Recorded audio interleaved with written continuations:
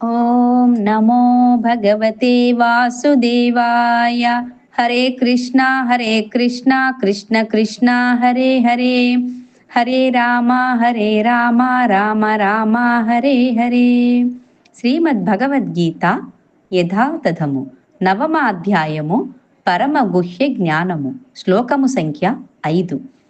నచ మత్స్థాని భూతాని పశ్య మే యోగమైశ్వరం, భూతభృన్న చ భూతస్థో మమాత్మా భూత భావనః.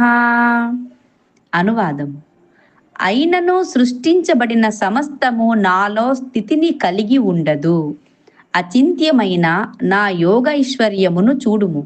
నేను సర్వజీవులను పోషించువాడనైనను, సర్వవ్యాపకుడనైనను, ఈ వ్యక్త జగత్తులోని భాగమును కాను. కానీ నేనే ఈ సర్వ సృష్టికి మూల కారణుడను. హరే కృష్ణ.